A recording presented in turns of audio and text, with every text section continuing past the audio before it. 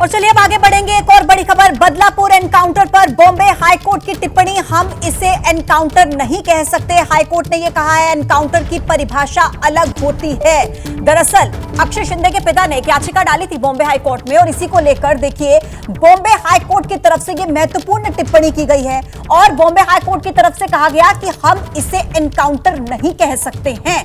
Encounter की परिभाषा इससे अलग होती है। लगातार अक्षय शिंदे के एनकाउंटर को लेकर उसके परिवार के लोग, माता पिता सवाल उठा रहे हैं।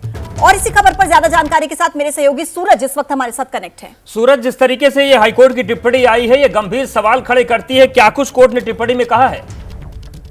जी बिल्कुल, देखिए कोर्ट ने बड़े ही सिंपल से सवाल पूछे हैं। कोर्ट का ऐसा कहना है कि पुलिस अमूमन तौर पर आरोपियों को पकड़ने में, उन्हें हैंडल करने में एक्सपर्ट होती है। ऐसे में 4 लोग होने के बावजूद एक अनट्रेन्ड आदमी को ओवर पावर क्यों नहीं कर पाए, पहली चीज। दूसरी चीज, उनका ये कहना था कि गन ऑटोमेटिक लोड कैसे हो गई, जबकि उसे तो बंदूक भी चलाना नहीं आ रहा था।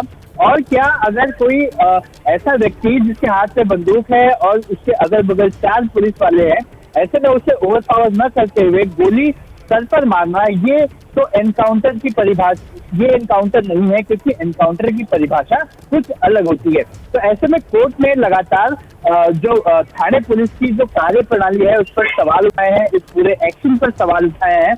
और अब फिलहाल हियरिंग अभी भी चल रही है।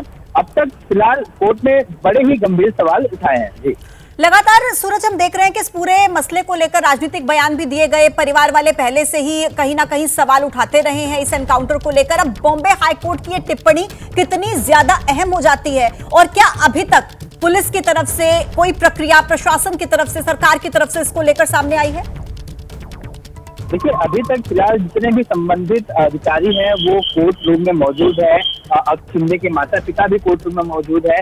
साथ ही मैं आपको एक और बात बता दूं कि अक्षय शिंदे के वकील ने ये भी बताया कि किस तरह से राजनीतिकरण हो रहा है, कैसे जो सत्ता पक्ष के लोग हैं वो अपने पोस्टर शहरों में लगाकर एक मैसेज देने की कोशिश कर रहे हैं। और इसी वजह से इस एनकाउंटर को जो पिटिशनर के वकील यानी कि अक्षय शिंदे के माता पिता के जो वकील हैं उसने राजनीतिक बताते हुए इस पूरे एनकाउंटर को फर्जी बताया है और कई सारे सवाल उठाए हैं। बिल्कुल सवाल उठाए हैं और इस टिप्पणी के बाद निश्चित तौर से जो सियासी सवाल उठ रहे हैं वो और आक्रामक होंगे और सरकार के सामने और वो सवाल बरसेंगे। बहुत शुक्रिया आपका